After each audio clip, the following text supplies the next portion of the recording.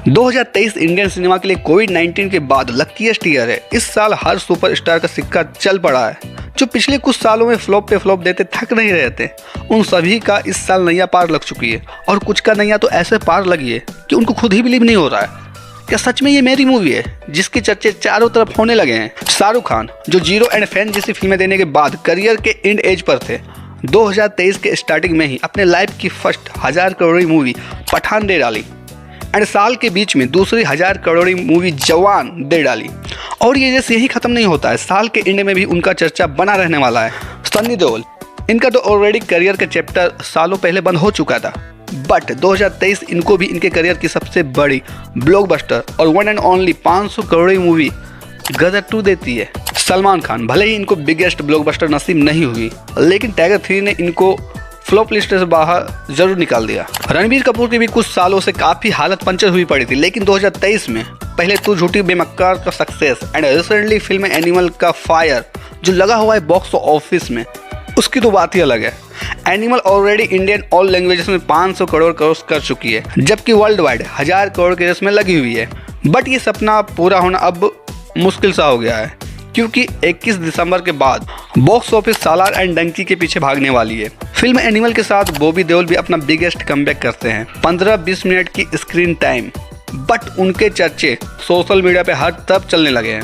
And in सभी actors के बाद बात करते हैं उसकी जिसकी biggest all time blockbuster movie ही मानो उसके लिए शराब बन गई हो। Yes, I am talking about Baahubali fame and rebel star Prabhas की बाहुबली सक्सेस के बाद उनकी सभी बड़ी बजट वाली फिल्में फ्लॉप के कुएं में धकेली गई।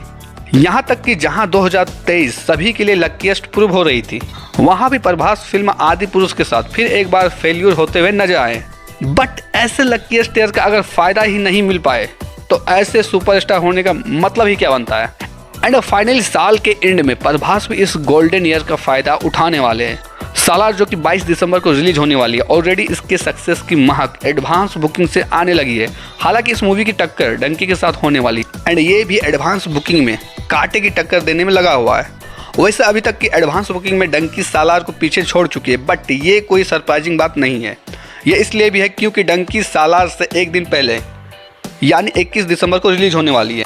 तो actual excitement and value final advance booking के बाद ही पता चलने वाली है, या यूँ कहा जाए दोनों के ओपनिंग डे पर 21 दिसंबर डंकी एंड 22 दिसंबर सालार। हालांकि दोनों मूवी का रिलीज एक साथ होना नेगेटिव नहीं बल्कि पॉजिटिव ही है, क्योंकि दोनों ही बड़ी फिल्में हैं। वैसे तो फिल्में एक्टर के नाम पे चलती है, बट कुछ डायरेक्टर ऐसे भी है इंडियन सिनेमा में कि उनके नाम से भी ऑडियंस थिएटर का दरवाजा खटखटाने लगते हैं, और उन्हीं डायरेक्टर में से राजकुमार हिरानी एंड प्रसाद नील हैं। ऐसे में जब एक तरफ डंकी के साथ राजकुमार हिरानी एंड शाहरुख खान है, वहीं दूसरी तरफ सालार के साथ प्रशांत नील एंड प्रभास है, और यही वो रीजन है जो इन दोनों फिल्मों को काफ़ी बड़ा बना देती है। और जब फिल्में बड़ी हो तो चर्चे भी बड़े होते हैं, और यही फैक्टर अभी इन दोनों फिल्मों के साथ काम कर रही है। दोनों ही फिल्में एडवांस बुकिंग में अच्छा खासा दम दिखा रही है। दोनों की सेपरेटली कलेक्शन की बात करें तो सालार पूरे साउथ को हाईजैक किया हुआ है। रीजन है तेलुगु किंग प्रभास एंड मलयालम से पृथ्वीराज सुकुमार एंड प्रशांत नील की 100% सक्सेस रेट। साथ ही ये 5 लैंग्वेजेस में रिलीज हो रही है, तो Hindi belt and world wide में भी इसका बोलबाला होने वाला है। But at the same time Dunki सिर्फ हिंदी में ऑफिशियली रिलीज हो रही है, सो इसका काउंटिंग बस हिंदी बेल्ट में ही किया जाए।